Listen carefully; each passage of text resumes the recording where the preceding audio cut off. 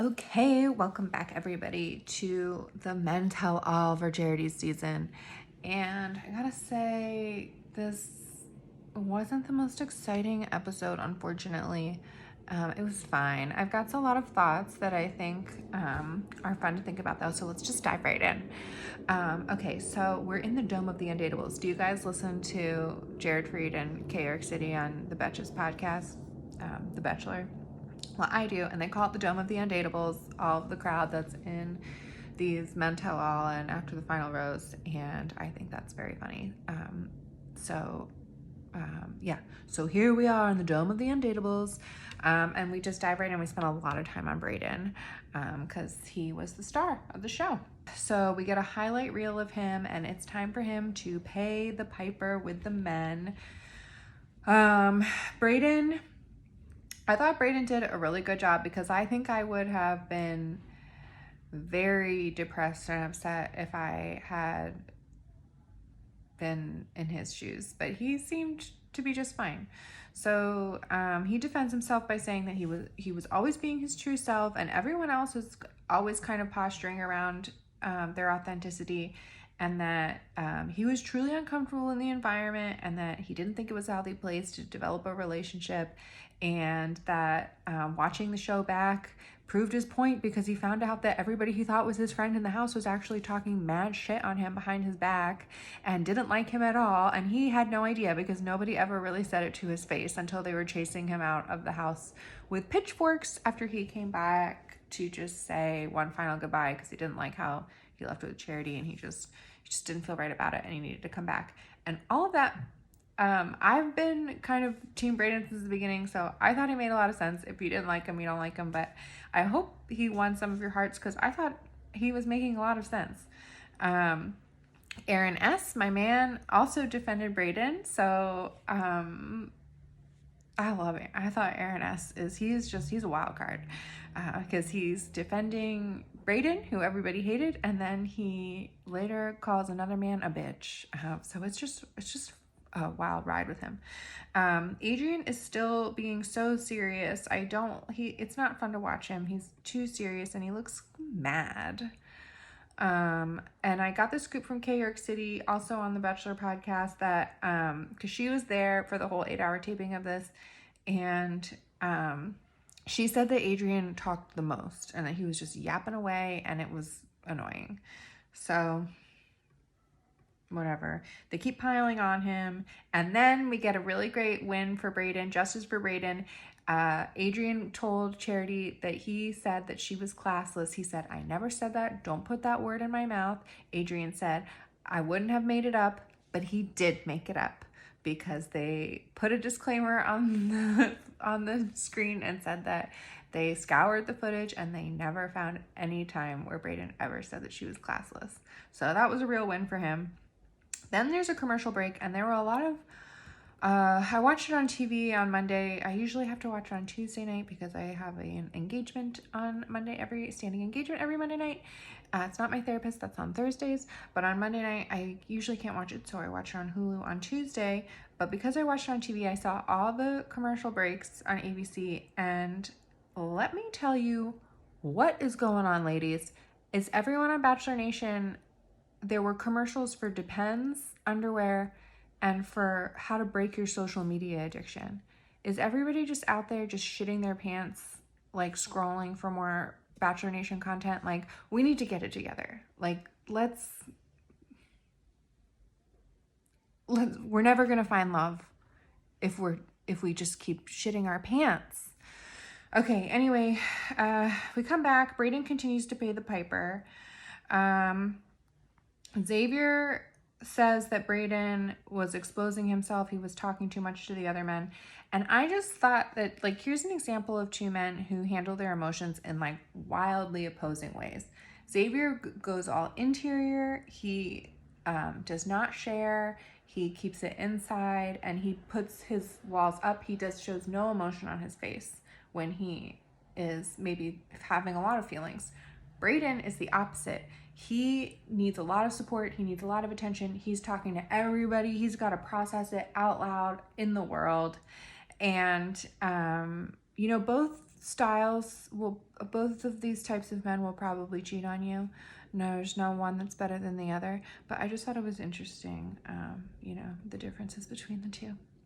Okay, then we have this like weird interlude about this guy named Peter who went home the first night, and it's exposed that he's about to say something, and the cowboy Caleb, who I used to like but I didn't really like after this episode, he was like, who even are you? And then it comes to light that everybody in the house just kind of never liked Peter, and he went home the first night, and they disliked him, that they all did a little secret bullying of him by putting FP on all of their social media portraits of themselves, of their like cast portraits, which means F Peter. Oh, and then Brayden, it says that, and even Brayden did, but he's the one who told Peter that everybody had done this, that everybody had done FP and that it meant F Peter. And then Aaron S., he's like, why would you do that? And Aaron S. calls him a bitch. He was like, because you're a bitch, dude. And then all of the men kind of go around and tell their stories of why they thought they didn't like him. And they don't really have any big juicy stories or anything. It just kind of seems like they all caught his vibe and they could sense that he was kind of a bad seed, which he goes on to prove that he is kind of a bad seed, because he says that everyone saw the FP in his life, his friends, his family, and even his church group. And it's like, this guy doesn't go to church. He's playing the victim here a little bit. And yeah, so that was just kind of a weird interlude about somebody we know nothing about, and I'm glad we don't know anything about him, because he sounds like he sounds like he's no fun and disingenuous, and I'm glad Charity sent him home on night one. So back to Brayden. He's back. Now he's in the hot seat, and they roll back the tape of his memories with Charity, and the boys continue to pile on. And I think this was a real missed opportunity to have Aaron be here. I would have rather had him in the men tell all sparring with Brayden than back in Fiji with Charity, because Brayden reveals that when Aaron goes, punch the gas, man. Get out, go on, get out of here, punch the gas, man. That there was not even anyone in the driver's seat. He was saying that to no one, which I think is so funny. I mean, talk about posturing for the camera. So it would have been really funny, I think, to see them yelling at each other on the men tell all. And then Brayden gives Jesse his own dangly clip-on earrings, and Jesse wears them, which was very fun for me to see. And it's revealed that Brayden is going to Paradise. They show a clip of him making out with Kat from Zach's season, which I was like trying to remember, jog my memory for, if you remember, she hit it off with him pretty quickly. She was like beautiful, like a model. He was like, I think he was like, I've never been with a woman this beautiful. And then they had that like weird, they were like dancing awkwardly on a boat was their date. And they kind of fizzled. And I think what happened was that she was starting to feel a little insecure about their connection. And then she grabbed him him before the date with Charity and kissed him. And everyone said that was really disrespectful to Charity. And that one girl said, if the boot fits, lace that bitch up. Remember? Anyway, so, and then people were coming to him saying that she was dramatic, and he was like, remember, he couldn't handle any drama, and he said, and he listened to hearsay, and he said, I just can't handle it, so he kicked her to the curb. Anyway, she's gonna be making out, so they both got kind of chased out of the house with pitchforks a little bit, so something to connect on, and they're gonna be making out on the beach, so I'm happy for them. Then we have Xav in the hot seat. Xavier's in the hot seat. They roll back the tape of him and his relationship with Charity, and he says that he put his foot in his mouth in his last conversation with her. And, you know, too bad, Xavier, that you couldn't use that big boy logical brain of yours to think of something thoughtful to say to her. Really blew it. He really blew it. He says one of the biggest fears is to not have love reciprocated, and when she didn't say she was falling for him when they did their hometowns, he put his walls up, basically. Which, I get it. I do get it. I do understand. He looks truly regretful. It looks like he's kind of been through it. I think I felt bad for him. Oh, and he is in therapy. He got a therapist, and that got a big stamp of approval from the Dome of Undateables.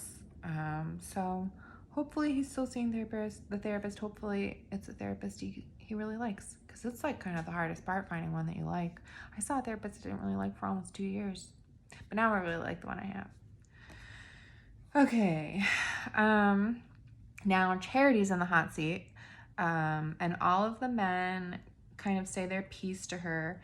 Brayden expresses that he is sorry that he ran his mouth about their relationship a little too much in the house, and that he truly did feel a connection, and he thinks of her fondly, and she wishes him well. I mean, you could tell she kind of views him as a clown a little bit now, but oh well.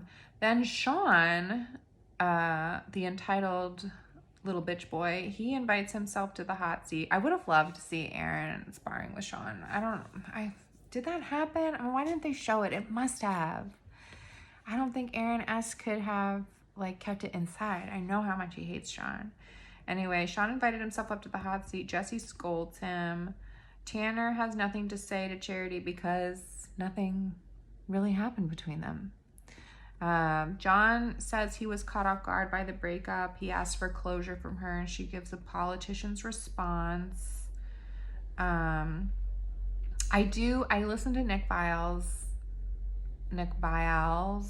recaps. Even though he's a little bit of a know-it-all, he does have kind of an inside scoop. So I like to get his little tidbits that he knows from the producers he's friends with on the show. And he says that sometimes when you're the lead and you don't feel a connection with someone, sometimes the best thing to do is to just make out to kill time instead of struggling through like a shallow conversation. And that's kind of like all she did with Tanner, all she did with John, just making out. So, yeah, I mean, I don't think she ever really liked John that much, even though I think he is kind of cutie patootie. Then Xavier's up, and Charity says it's hard to see him, and Xav comes back to the hot seat.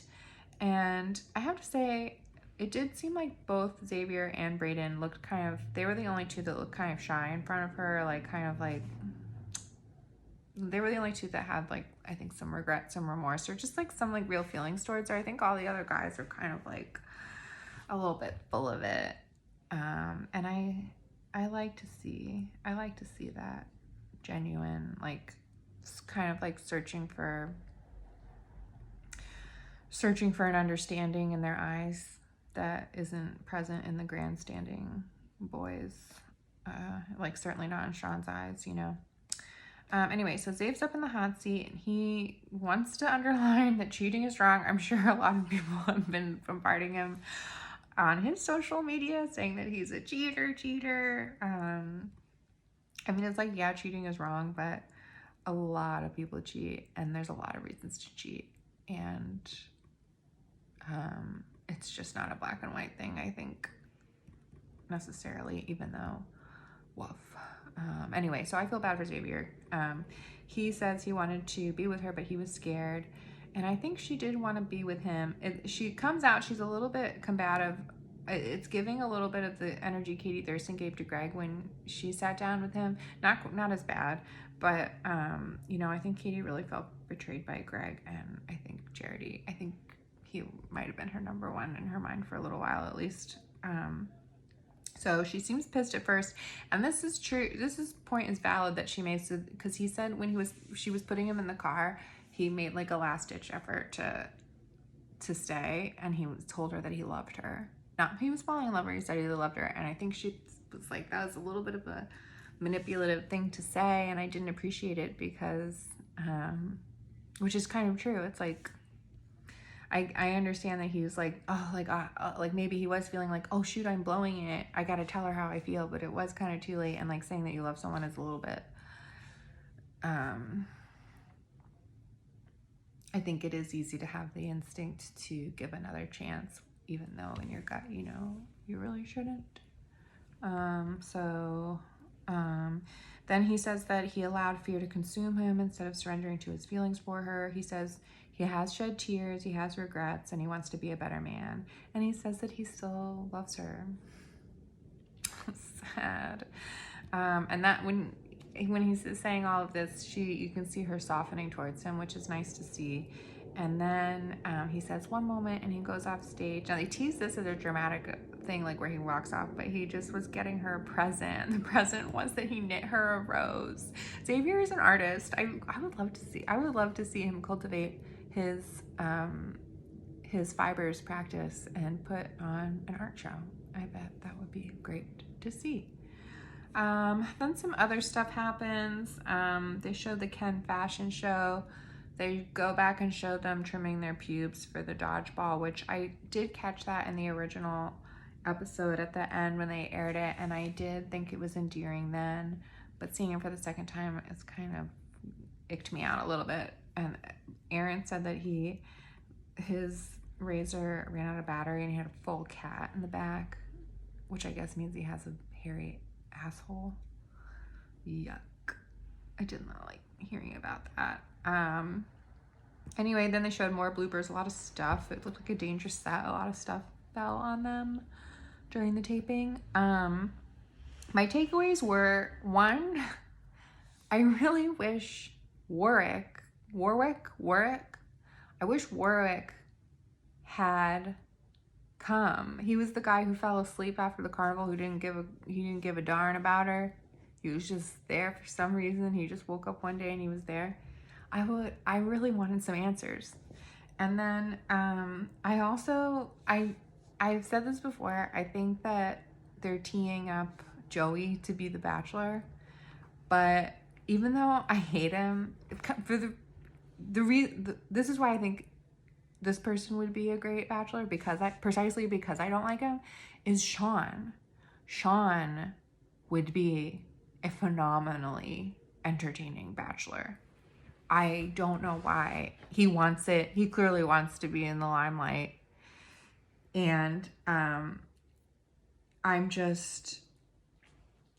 it would be so cringe to watch. Like, the way he grandstands is so annoying.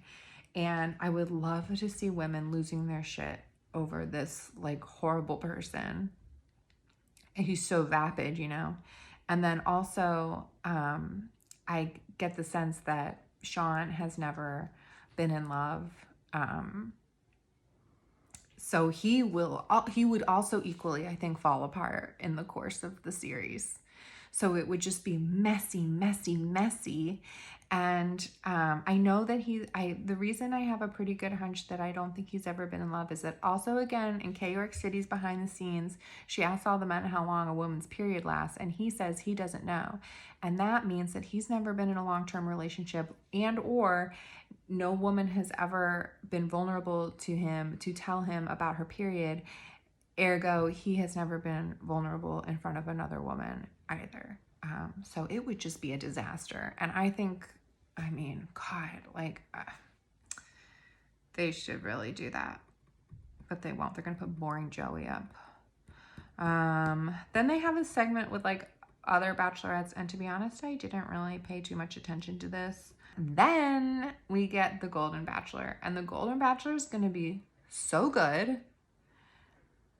It's like, his name is Gary, but it's like that character on Parks and Rec where his name is Jerry, but it's pronounced Gary. Or his name is Gary, but it's spelled like Jerry with a G. And we meet his daughters and his granddaughters, and I'll tell you, to be honest, I could not tell them apart. They all look the same age to me. It was a gaggle of women, which I think will be very fun to see them through his journey. His story is very sad about his wife dying, right? Pretty much the day after she bought her dream house. They cut to the men, and Brayden is also shedding a tear. And he's very funny. He's witty. He makes a granddaddy joke with Jesse. And he says that he aspires to be like Charity's men, and Aaron S. says that they want to be like him. And I thought this was so cute. It's like all these men, all of Charity's men, like, and I think every man in general, like, is like always constantly forever seeking a father figure. And it just was like a beautiful display of positive masculinity, and I loved to see like the mutual admiration that all of the men had for each other. It was very nice. He says what he's looking for now in a relationship is completely different from what he was looking for when he was young, you know, like to all, you know, it's not like he's going to be starting a family again. And I think this season will be fire. It's up to the women. I mean, I'm like fingers crossed, like I'm pretty sure these women are going to be just as batshit crazy as the young women are. And like the juxtaposition between like this like genuinely calm, kind, like Midwestern man and like all of these like women with a lifetime of disappointment behind them, just like clamoring to be chosen, tears, like it's gonna be so good. So I hope they pick some good women. And next Monday is the 3-hour live finale, which unfortunately I will not be able to watch live this next week, but I will be back with my recap. I hope you keep watching. Thank you so much for tuning in. Have a great week. Bye.